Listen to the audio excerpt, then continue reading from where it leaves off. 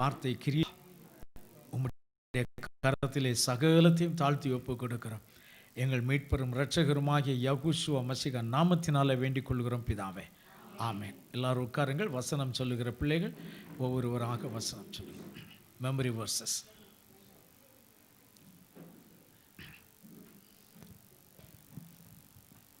Praise Yahweh. Praise Yahweh. Psalms chapter 119 verses 166. O Yahuwah, O Yahuwah, I hope your salvation and I follow your commandments. Amen. Praise Yahweh. Genesis chapter 49 verse 18. I have waited upon your salvation, O Yahweh. Amen. Praise Yahweh. Psalms chapter 27 verse 1. Yahweh is my light and salvation. Of whom shall I fear? Yahweh is the strength of my life. Of whom shall I be afraid? Amen. Amen. Praise Yahweh. Praise Yahweh. Exodus chapter 15 verses 2. Yahweh is my song and strength. He's become a salvation to me. I will praise and exalt his name. Amen. Amen. Praise Yahweh. Psalm chapter 86 verse 11. Teach me your way, O Yahweh. I will walk in truth. Unite my heart to fear your name. Amen. Amen. Praise Yahweh. Praise Yahweh. Psalms chapter 18 verse 2. Yahweh is my rock, my fortress, and my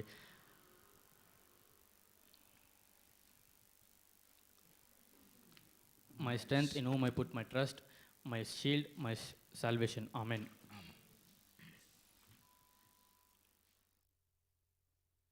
சொன்ன பிள்ளைகளுக்காக கரங்களை உயர்த்தி எல்லாரும் ஒரு ஹல்லேலூயா சொல்லுவோமா? ஹல்லேலூயா. ஆமென். ஸ்தோத்திரம்.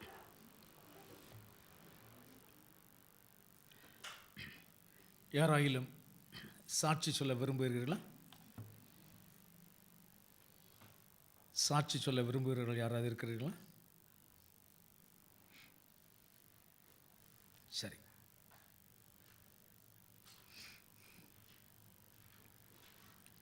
ஹல்லேலூயா.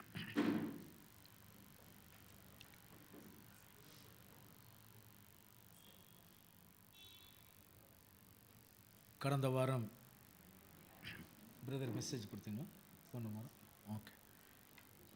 கடந்த வாரம் பிரதர் சைமன் உங்களோட மெசேஜ் கொடுத்துருக்கிறார்.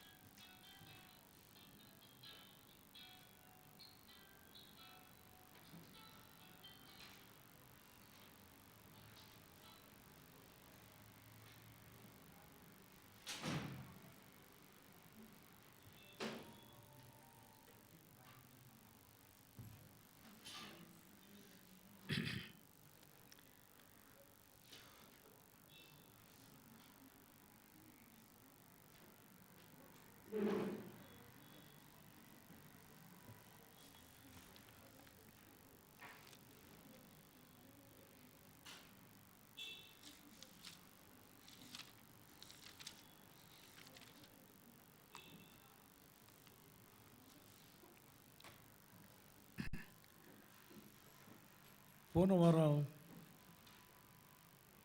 இந்த டிரான்ஸ்ஃபார்மேஷன் மெசேஜ் யாராவது கேட்டிங்களா? கேட்டிங்க? சாட்டர்டே கூட தமிழில் கேட்டிங்க? அப்படியா? ஓகே, சரி. ஹல்லேலூயா. ஸ்தோத்திரம்.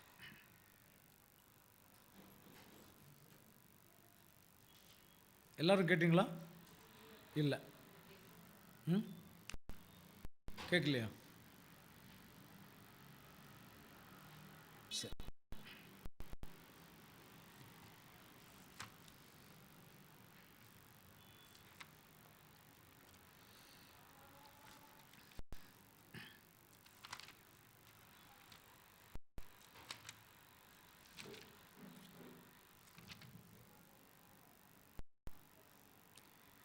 தமிழ் மீட்டிங்கில் தானே அந்த மெசேஜ் கொடுத்தேன். தமிழ் மீட்டிங் தானே அது? ஓகே, பட் அது ஒரு யாகுவன்ஸுக்கு மட்டும் போட்டேன்னு நினைக்கிறேன், இவங்களுக்கு போடலை. அப்படிதானே, யாகுவன்ஸ்ல இருந்தானே நீங்க பார்த்தீங்க.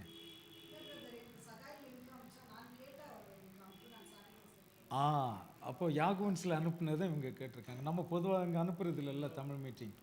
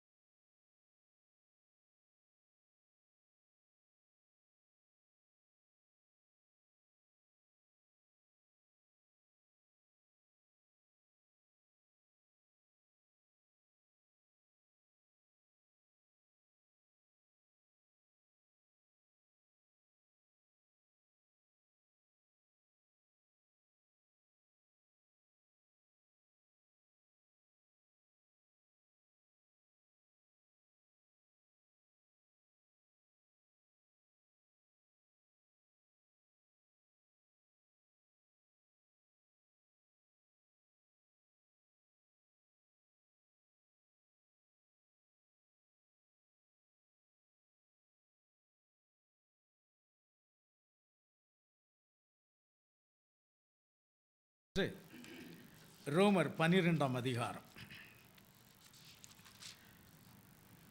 2ஆம் வசனம். Romans chapter 12 verse 2.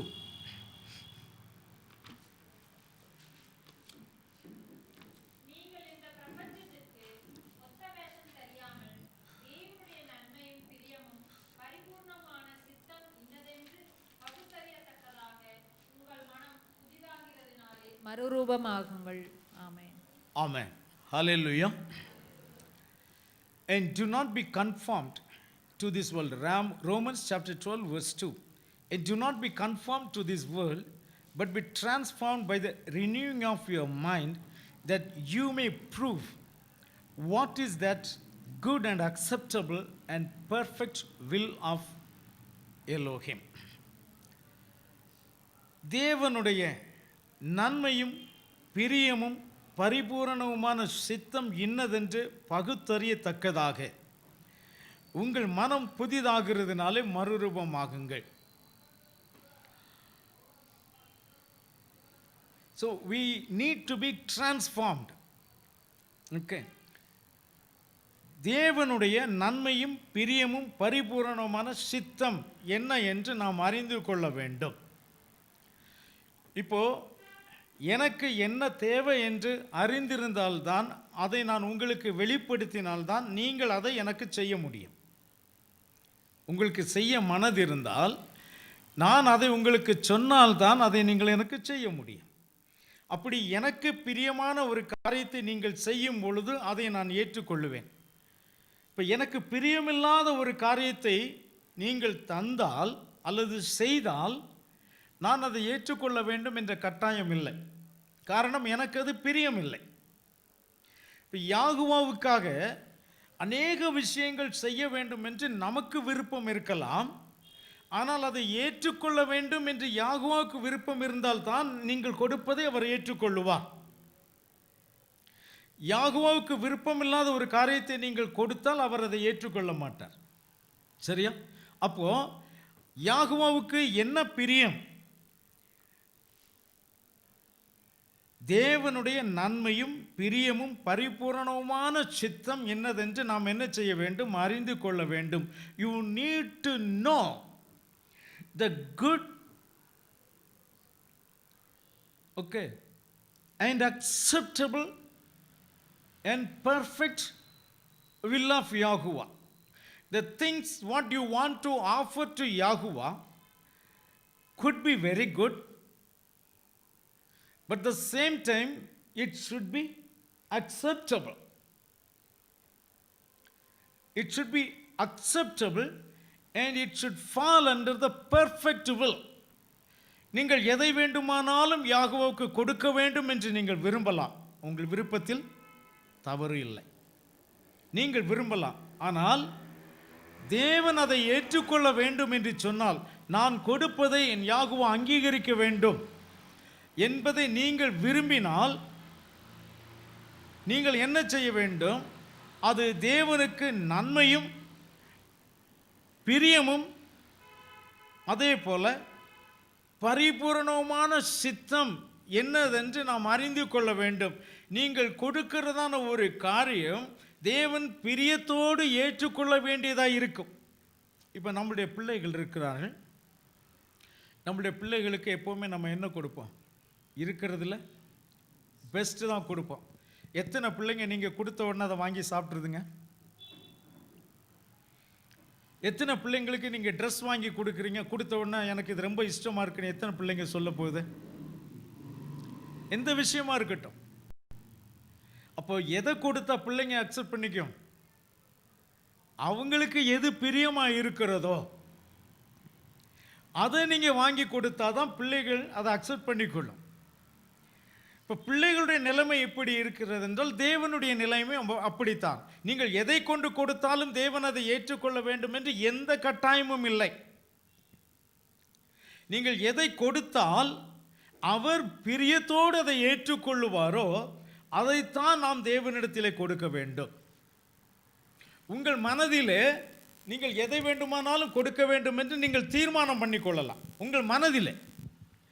ஆனால் தேவன் நீங்கள் மனதிலே என்ன தீர்மானிக்கிறீர்களோ அதை அவர் ஏற்றுக்கொள்வதில்லை. You want to translate, can you? Are you ready?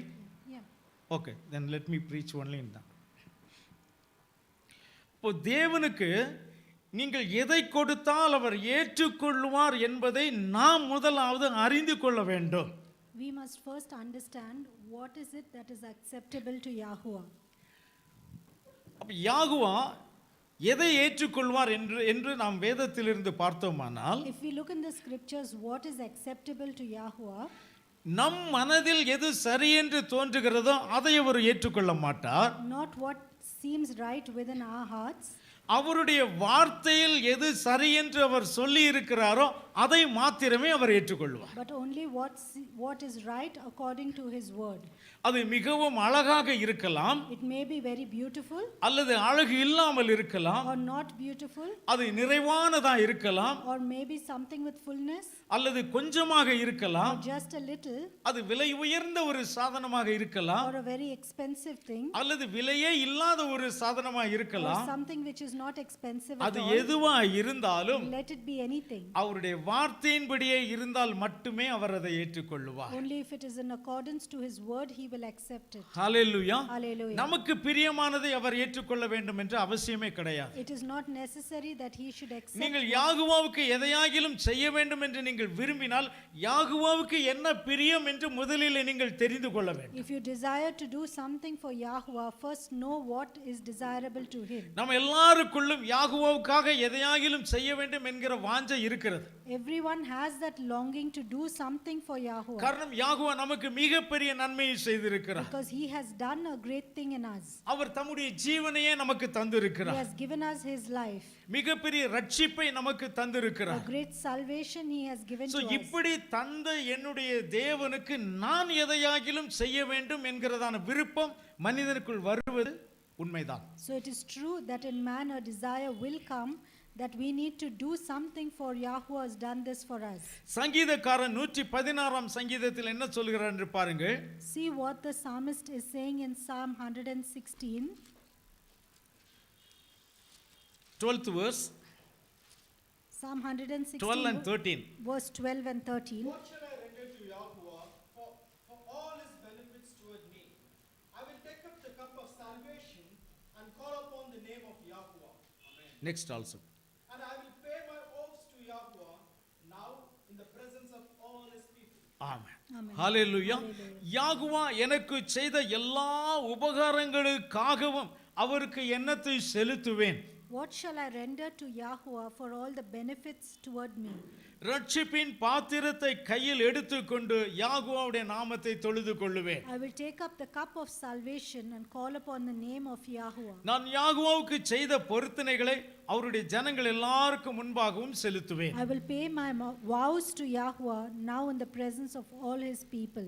So சங்கீதக்காரன் தாவீதுக்கு யாகுவா செய்த நன்மைகளை அவன் நினைக்கிறான். So the psalmist David is thinking of all the good things Yahuwah has done for him. So அப்படி நினைக்கும் பொழுது அவனுடைய உள்ளத்தில் வருகிறது, என்னை இவ்வளவு தூரம் ஆசீர்வதித்த என் யாகுவாவுக்காக நான் எதையாகிலும் செய்ய வேண்டும். So when he has received things till this extent, in the heart of David it's coming what he can render to Yahuwah for all these benefits. நம்மிலே எத்தனை பேருக்கு யாகுவா நன்மை செய்திருக்கிறார்? In among us, to how many has Yahuwah given benefits? So அப்படி நன்மை செய்த யாகுவாவுக்கு எதையாகிலும் செய்ய வேண்டும் என்கிற எண்ணம் உங்கள் உள்ளத்தில் வந்திருக்கிறதா? So then has that thought come within you for you to do something for Yahuwah who has done this to you? Hallelujah. Hallelujah. உங்கள் எல்லாருக்கும் அது வந்திருக்கும் என்பதிலே சந்தேகம் எனக்கு இல்லை. I do not have a doubt that this has come in all of you. So அப்படிப்பட்ட ஒரு சந்தேகம் சங்கீதக்காரன் தாவீதுக்கு வந்தது. But such a doubt came to King David. அவன் யாகுவாவுக்காக நான் எதையாகிலும் செய்தால் மிகவும் விசேஷமாக செய்ய வேண்டும் என்று நினைத்தான். He thought that he needs to do something special for Yahuwah. நாம் நினைப்பது போல அவன் நினைக்கவில்லை. Not like the way we think, அவன் அதற்கு ஒரு காரணத்தையும் சொன்னான். but he gave a reason for it. 2 Samuel 7th chapter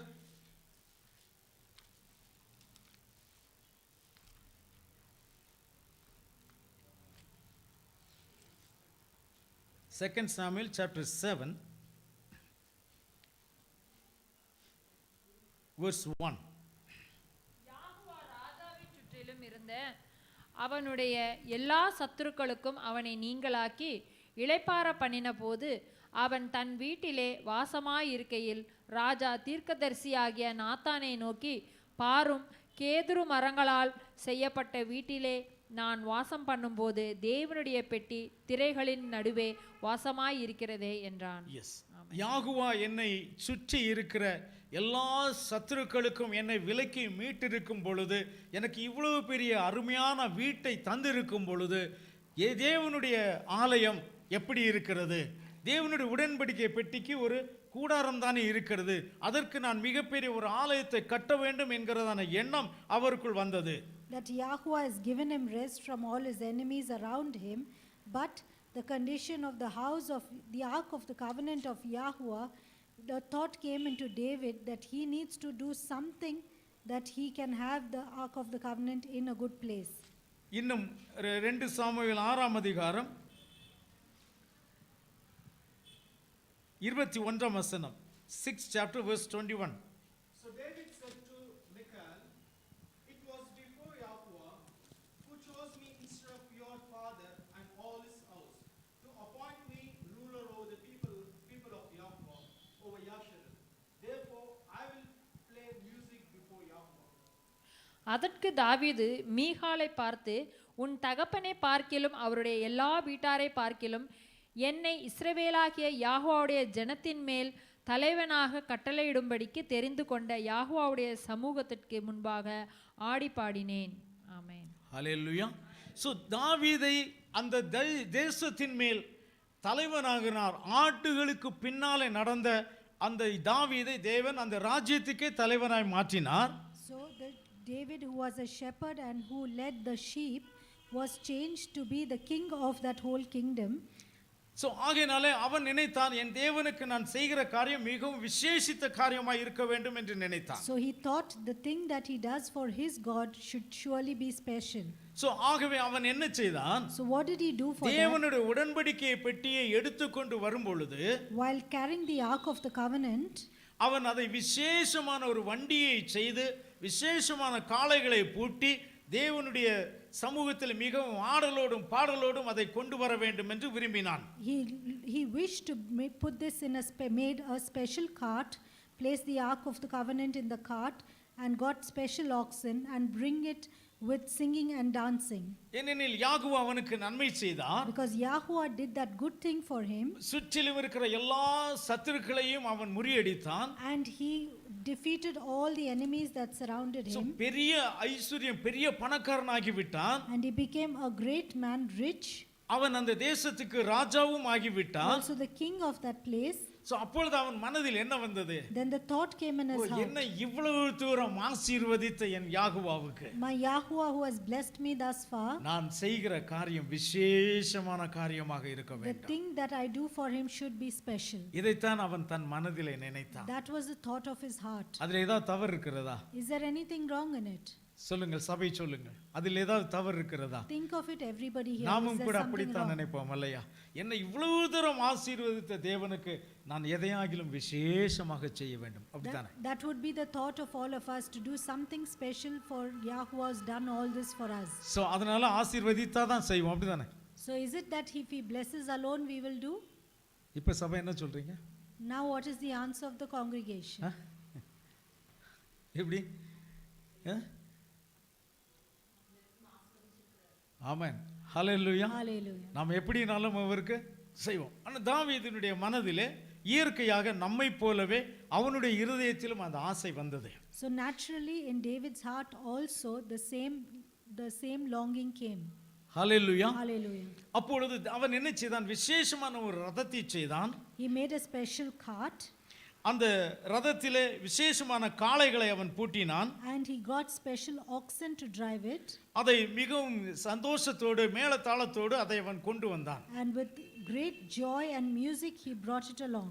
ஆனால் வழியில் வரும்பொழுது என்ன நடந்தது? But what happened as he came? Please read verses 2 Samuel chapter 6 verses 5, 6 and 7. Then David and all the house of Yasharel played music before Yahuwah on all kinds of instruments made of firewood, on harps and string instruments, on turbines, on cisterns and cymbals. And when they came to Nachon's thresh floor, Uzzah put out his hand to ark of El and took hold of it, for oxen stumbled.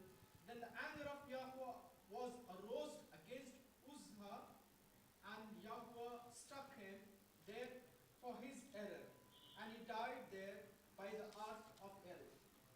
தாவீதும் இஸ்ரவேல் சந்ததியார் அனைவரும் தேவதாரு மரத்தால் பண்ணப்பட்ட சகலவித கீத வாக்கியங்களோடும் சுரமண்டலம், தம்புரு, மேளம், வீணை, கைத்தாளம் ஆகிய இவைகளோடும் யாகுவாவுக்கு முன்பாக ஆடிப்பாடி கொண்டு போனார்கள். அவர்கள் நாகோனின் களம் இருக்கிற இடத்திற்கு வந்தபோது மாடுகள் மிரண்டு பெட்டியை அசைத்தபடியினால் ஊசா தேவனுடைய பெட்டியினிடமாய் தன் கையை நீட்டி அதை பிடித்தான். அப்பொழுது யாகுவாவுக்கு ஊசாவின் மேல் கோபம் உண்டது. அவனுடைய துணிவின் நிமித்தம் தேவன் அங்கே அவனை அடித்தார். அவன் அங்கே தேவனுடைய பெட்டியின் அண்டையில் செத்தான். அடுத்த வசனம் கொடுங்க. அப்பொழுது அடித்ததின் நிமித்தம் தாவீது விசனப்பட்டு அந்த ஸ்தலத்திற்கே இந்நாள் மட்டும் வழங்கி வருகிற பேரேஸ் ஊசா என்னும் பேரிட்டான். ஆமென், ஹல்லேலூயா. சோ மிகுந்த உற்சாகத்தோடு அவன் அந்த தேவனுடைய பெட்டியை கொண்டு வரும் பொழுது அந்த தேவனுடைய பெட்டியை ஊசா தொட்டான். யாகுவா அவனை அங்கே அடித்தார். So with great excitement while he was bringing the ark of El was touched by Uzzah, and Yahuwah struck him. இப்பொழுது தாவீதுக்கு புரியவில்லை. Now David could not understand this. அவனுக்கு பயம் வந்து விட்டது. He began to fear. நான் நல்ல மனசோடு தானே இதை செய்தேன். Did not I do this with a good intention? தேவன் என்னை இவ்வளவு தூரம் ஆசீர்வதித்தபடினால தான் நான் இதை செய்தேன். Did not I do this because Yahuwah blessed me thus far? என் மனம் யாகுவாவுக்கு தெரியாதா Doesn't he know my heart? என்று அவன் மிகவும் கலங்கி போனான். So he was really confused. அவன் என்ன நினைத்தான்? தேவனுடைய பெட்டியிலே மரணம் இருக்கிறது என்று நினைத்தான். So he thought now in the ark of El there was death. நம்ம என்ன நினைக்கிறோம்? நம்ம வாழ்க்கையில் ஏதாவது பிரச்சனை வந்துச்சுன்னா பைபிளில் ஏதோ பிரச்சனை இருக்குன்னு நினைக்கிறோம், அப்படிதானே? What happens to us when there is troubles in our life? We think there is a trouble in the Bible. நம்ம எப்பவுமே அங்கே ஃப்ரண்ட்ல பார்க்கறது தான் நமக்கு பழக்கம். We just like to see in the front. என்னைக்குமே நம்மை பார்க்கிற பழக்கம் நமக்கு கிடையாது. But to see within ourselves, it is difficult. இங்கே தாவீதும் அதையே தான் செய்தார். The same thing happened to David here. ஓ, இந்த தேவனுடைய பெட்டியிலே மரணம் இருக்கிறது. Oh, in the ark of El there is death. தேவனிடத்தில் பிரச்சனை இருக்கிறது. It is there only in him. இதை நான் கொண்டு எருசலேமுக்கு கொண்டு போனா அங்குள்ள ஜனங்கள் எல்லாம் செத்து போவார். If I take this now to Jerusalem, then the people there will die. ஆகையால இதை நான் அங்கே கொண்டு போக கூடாது So I should not take it there. என்று சொல்லி அங்கே இருக்கிற ஓபேத் ஏதோம் என்பவனுடைய வீட்டிலே அந்த தேவனுடைய பெட்டியை வைத்து விட்டார். So having said that, he left the ark of El in the house of Obed-Edom. 3 மாதம் கழிந்தது. 3 months passed by. இப்பொழுது அவன் அங்கே எருசலேமில் இருக்கிறான். Now he is there in Jerusalem. அங்கே எருசலேமில் இருக்கும்போது அவனுக்கு ஒரு நியூஸ் வருகிறது. A news is gone to him there, அங்கே வைத்த உடன்படிக்கை பெட்டியின் நிமித்தமாக that because of the ark of El that was kept there, அந்த ஓபேத் ஏதோமையும் the Obed-Edom அவனுடைய வீட்டில் உள்ள சகலத்தையும் யாகுவா ஆசீர்வதித்தார். and all his household Yahuwah had blessed. அப்பொழுது அவனுக்கு புத்தி வந்தது. Then he understood பிரச்சனை உடன்படிக்கை பெட்டியில் இல்லை. that the problem was not in the ark of El, பிரச்சனை எங்கே இருக்கிறது? but where was it then? நமக்குள் தான் அந்த பிரச்சனை இருக்கு. It is within us. அதை யோசித்த பிறகு After he thought about அவன் it, வேதத்தை கொண்டு வர சொன்னான். he asked for the scriptures to be வேதத்தை brought. வாசித்து பார்க்க சொன்னான். He wanted to read So it, வேதத்தை வாசித்து பார்த்த பின்பு and as he meditated upon அவன் it, என்ன சொல்லுகிறான் என்று பாருங்க. see what he says. First Chronicles chapter 15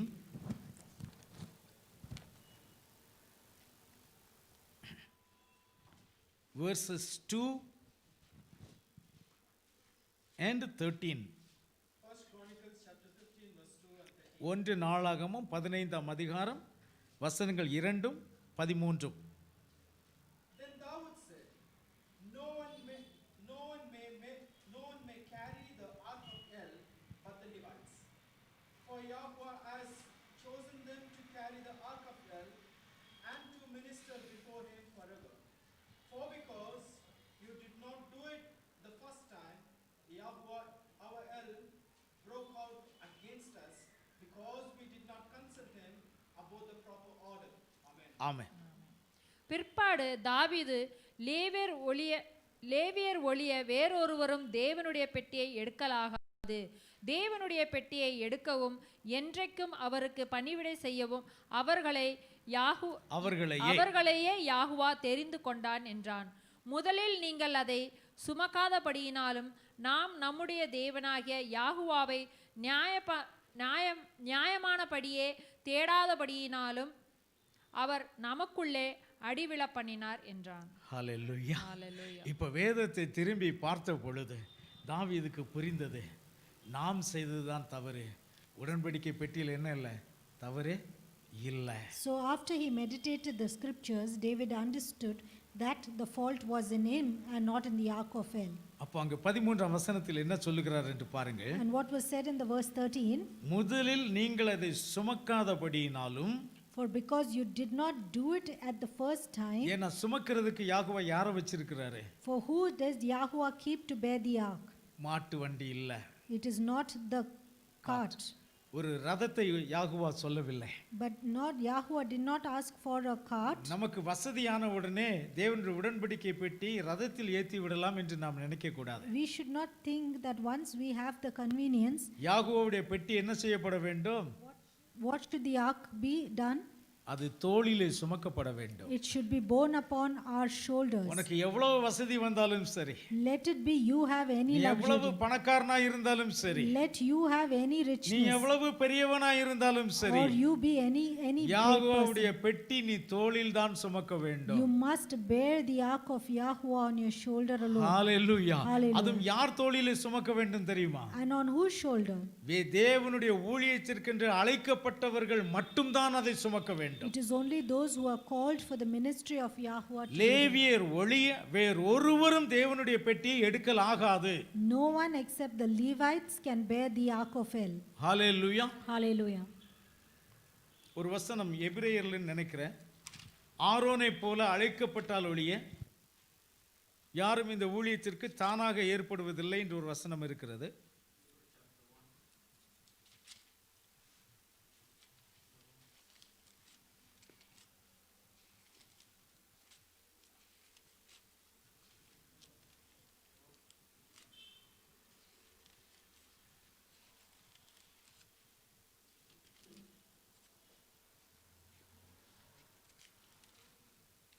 Hebrew chapter 5 verse 4.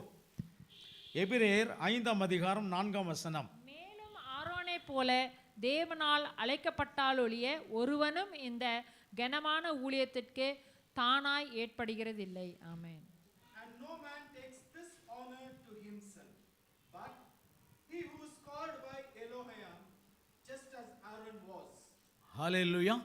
ஆரோனை போல அழைக்கப்பட்டால், தேவனால் அழைக்கப்பட்டால் ஒழிய இந்த கனமான ஊழியத்திற்கு ஒருவனும் தானா ஏற்படுகிறதில்லை.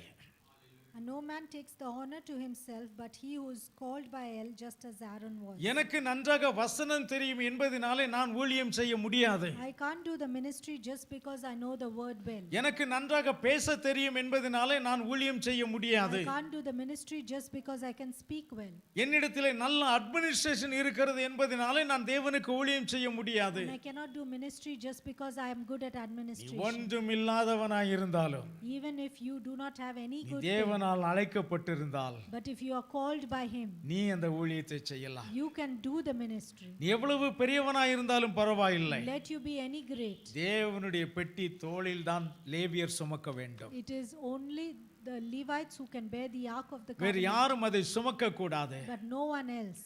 நீ உனக்கு பிரியமாய் இருக்கிறது என்று நீ அதை செய்ய முடியாது. You can't do it just because you desire it, உனக்கு முடியும் என்பதனால நீ அதை செய்யக்கூடாது. and not because you can do, you do it. பாஸ்டரை விட நான் நன்றாக பிரசங்கம் பண்ணுவேன் என்று சொல்லி நீ அங்கே அந்த ஊழியத்திற்கு வர முடியாது. You can't come for the ministry just because you can preach better than pastor, தேவனால் அழைக்கப்பட்டிருக்க வேண்டும். but you must be called by Yahweh. Hallelujah. Hallelujah. அப்படி தேவனால் அழைக்கப்பட்டவர்கள் லேவியர்கள்.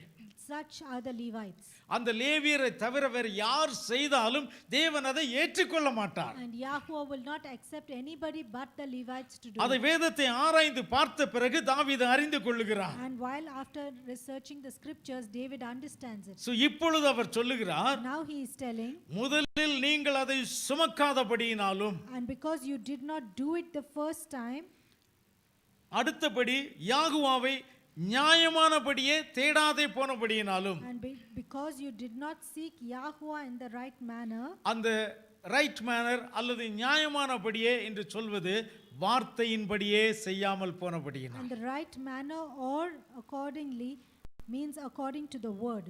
சோ நாம் எதை செய்தாலும், யாகுவாவுக்கென்று நாம் எதை செய்தாலும் அதை எப்படி செய்ய வேண்டும்? வார்த்தையின்படியே செய்ய வேண்டும். So whatever we do for Yahweh, it should be done in accordance hallelujah. to the word. வார்த்தையின்படியே செய்யும் பொழுது அது எப்படி இருந்தாலும் அதை யாகுவா ஏற்றுக்கொள்ளுவார். And if it is in accordance to the word, let it be anything, Yahweh will accept it. இன்றைக்கு அநேகருக்கு கேள்விகள் வருகிறது. Today the same question arises for நான் me. ஏன் அதை கொடுக்க வேண்டும்? Why should I do that? நான் ஏன் அதை செய்ய வேண்டும்? Why should I do this?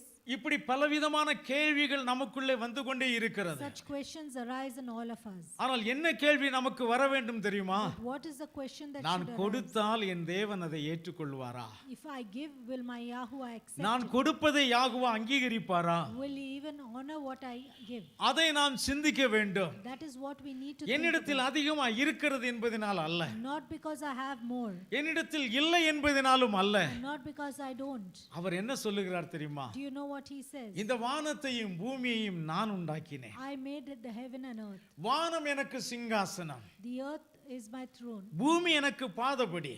The heaven is my throne. and the இவைகளை earth எல்லாம் my என்னுடைய footstool. Garam உண்டாக்கவில்லையா? Isn't it my arms which has made all அப்படி this? இருந்தும் Even then, என் வார்த்தைக்கு நடுங்குகிறவனையே நான் நோக்கி பார்ப்பேன். I will look upon the one who trembles at my word. எத்தனை பேருக்கு இந்த வசனம் தெரியும்? How many of you all know this word? தெரிஞ்ச அந்த வசனத்தை எடுங்க பார்க்கலாம். Then take this out now.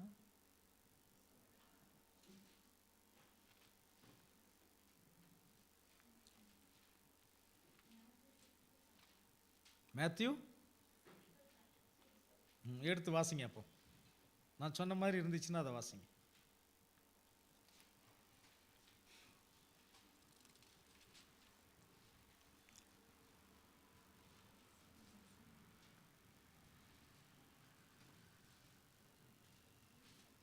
இன்னும் எவ்வளோ நேரம் வேணும்?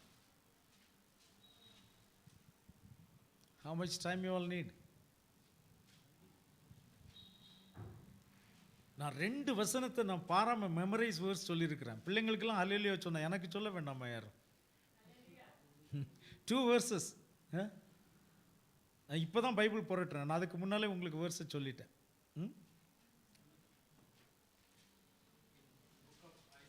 Isaiah.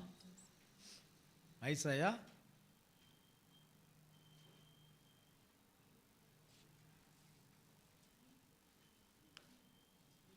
Okay, Chapter 57, verse 15.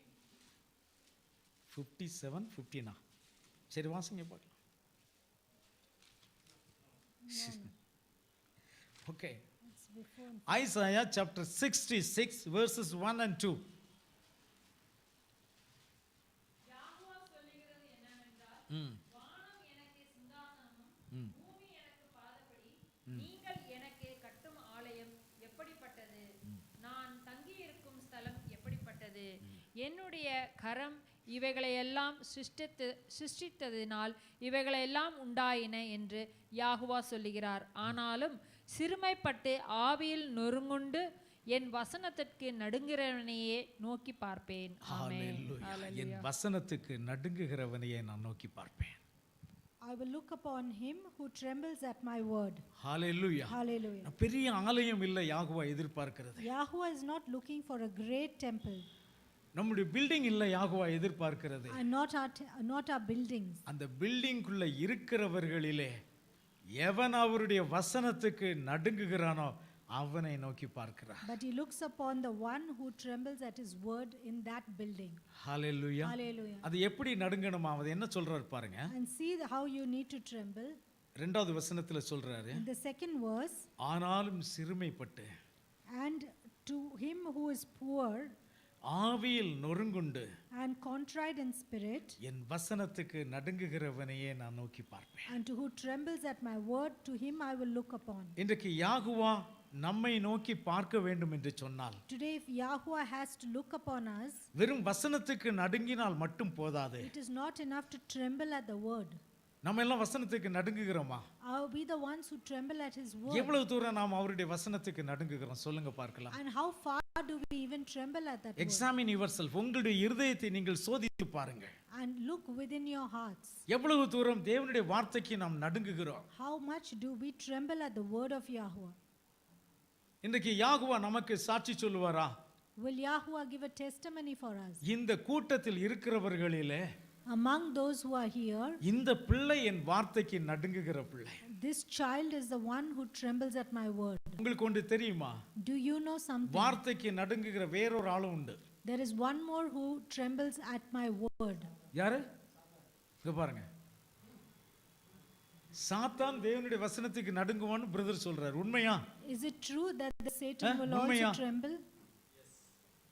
உண்மையா? எஸ். சாத்தான் தேவனுடைய வார்த்தைக்கும் தேவனுக்கும் அவன் நடுங்குவான். Yes, the devil also trembles at the word of Yahweh. அப்ப சாத்தான் நடுங்குவதற்கும் So, for the devil to நாம் tremble நடுங்குவதற்கும் and us, ட்ரெம்பிளிங், அதில் ஒரு வித்தியாசம் இருக்க வேண்டும். there should be a difference between that. Hallelujah. Hallelujah. அப்ப சாத்தான் நடுங்குவது போல நாம நடுங்க கூடாது. We should not be trembling like the devil. சாத்தான் எதற்கு நடுங்குவான்? Why does he tremble? ஐயோ இந்த வசனத்தினால எனக்கு ஆபத்து வந்து விடும், Because there is a danger because of the word. தேவன் என்னை நசுக்கி விடுவார். God will crush me. நம்மளும் பயப்படுறோம்ல, ஐயோ தேவன் நம்மளை அடிச்சிருவார், பயப்படுறோமா? Do we fear that he will hit us also? பயப்படுறோம்ல. Do we? உங்களெல்லாம் நான் எப்படி விசுவாசின்னு சொல்றது? இப்பதான் சொல்றேன், சாத்தான் பயப்படுவான் அதனால அவன் நடுங்குவான்னு சொன்னா நீங்களும் எல்லாருமே தலையை ஆட்டுறீங்களே.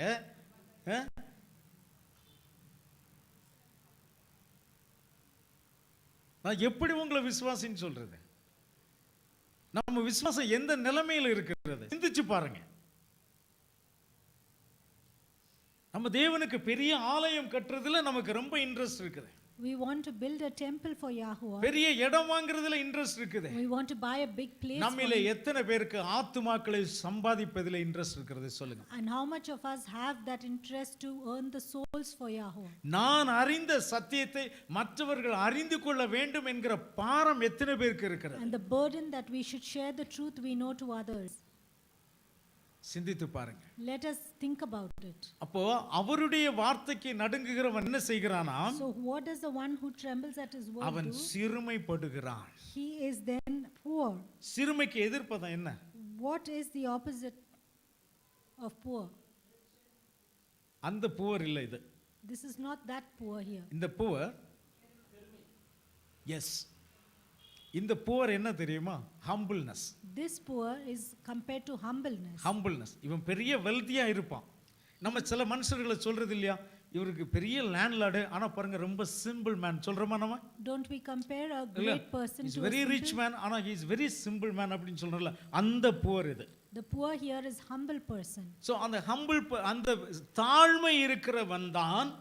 It is that humble அப்ப person. யாகோவுடைய வார்த்தைக்கு நடுங்கிற பிசாசு அவன் பெருமை உள்ளவன். So, தெரியுமா உங்களுக்கு?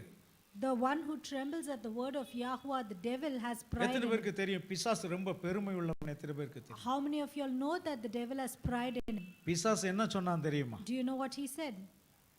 நான் உன்னதமானவருக்கு ஒப்பாவேன். That I will be as the one above, equal to equal to the one above. நான் தேவனுடைய சிங்காசனத்துக்கு மேலாக என்னுடைய சிங்காசனத்தை வைப்பேன். And I will set my throne above the one of hell. வட திசையில் உள்ள ஆராதனை கூடங்களிலே நான் என்னுடைய சிங்காசனத்தை வைப்பேன் என்று சொன்னார். And I will set my throne above over there. அப்ப பிசாசு என்ன பண்ணுகிறவன்? பெருமை உள்ளவன். So the devil is filled with pride. இன்றைக்கு நாம் அந்த பெருமை உள்ளவர்களா இருப்போமானால், If we are those proud people today, நமக்குள் அவனுடைய ஆவிதான் இருக்கிறது. then that is the same spirit we are carrying in us. அப்போ தேவன் என்ன சொல்லுகிறார்? What does Yahuwah say then? சிறுமைப்பட்டவன். That the one who is humbled. அந்த சிறுமைப்பட்டு இருக்க வேண்டும். You need to be humbled first. ஏழையா இருக்கிறத சொல்லல அவன். Not be poor. ஏன்னா நீங்க பாருங்க, உங்ககிட்ட ரொம்ப தாழ்மை இருக்குன்னு எதிர்பார்த்தீங்கன்னா ஏமாந்து போவீங்க. See, if you think that those who are poor will, then you will be cheated. அப்படி ரொம்ப ஏழையா இருக்க, You can even speak to the poor. Sometimes they will be very அப்போ proud. ஒருவன் ப்ரௌடா இருக்கிறதுக்கும் ஹம்பிளா இருக்கிறதுக்கும் பணம் விஷயமே இல்லை. So to be proud or humble, money is nothing. அது அவனுடைய இருதயத்தில் நடக்கிற விஷயம். But it is something that happens within the heart. So அவன் எப்படிப்பட்டவனா இருக்க வேண்டுமா? What type of a அவன் person? சிறுமைப்பட்டவனாயும் He should be humble ஆவியிலே நொறுங்குண்டவனாயும் இருக்க வேண்டும். and contrite in his spirit. அப்படி ஆவியிலே நொறுங்குண்டு And being contrite in the spirit, சிறுமைப்பட்டு humbled, வசனத்துக்கு நடுங்குகிறவன், தேவனுடைய வசனத்துக்கு நடுங்குகிறவனையே நான் நோக்கி பார்ப்பேன் என்று சொல்லுங்க. and to the one who trembles at the word of Yahuwah, I will look upon. இப்ப தேவன் நம்மை நோக்கி பார்த்தால் என்ன நடக்கும்? Now if Yahuwah looks upon us, what will happen? Hallelujah. Hallelujah. ஒரு ஸ்திரீயை தேவன் நோக்கி பார்த்தார். Yahuwah looked upon a woman. ஆகார் என்கிற ஸ்திரீயை தேவன் நோக்கி பார்த்தார். She was Hagar. அந்த ஆகாரை நோக்கி பார்த்த பொழுது அந்த ஆகார் என்ன சொன்னாள்? And what did Hagar say when he looked upon என்னை her? காண்பவரை நானும் கண்டேன் என்று சொன்னார். That I see the one who saw me, sees me. அந்த என்னை காண்பவரை நானும் கண்டேன் என்று சொல்லுகிறதா அந்த ஸ்திரீயின் இடத்திலே அவளை கண்டவுடன் யாகுவா சொன்னது என்ன? And what did Yahuwah say the moment he saw her? அவள் அந்த வேளையிலே அவருக்கு ஒரு பெயரை கொடுத்தாள். He gave her a name at that time. Gave Yahuwah a name. She gave Yahuwah a name at that time.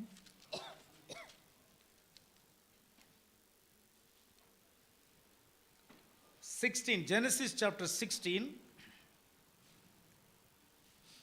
13, 14, 13 and 14.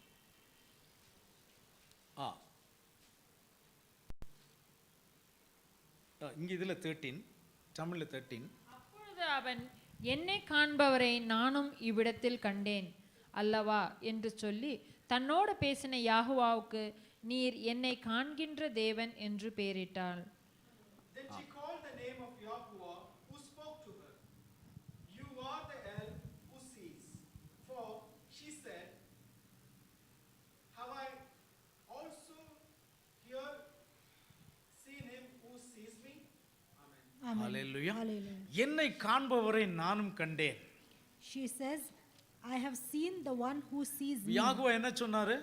What did Yahuwah say then? என் வசனத்துக்கு நடுங்குகிறவனையே நோக்கி பார்ப்பேன். I will see the one who trembles at my word. Hallelujah. Hallelujah. என் வசனத்துக்கு நடுங்குகிறவனையே நான் நோக்கி பார்ப்பேன். I will look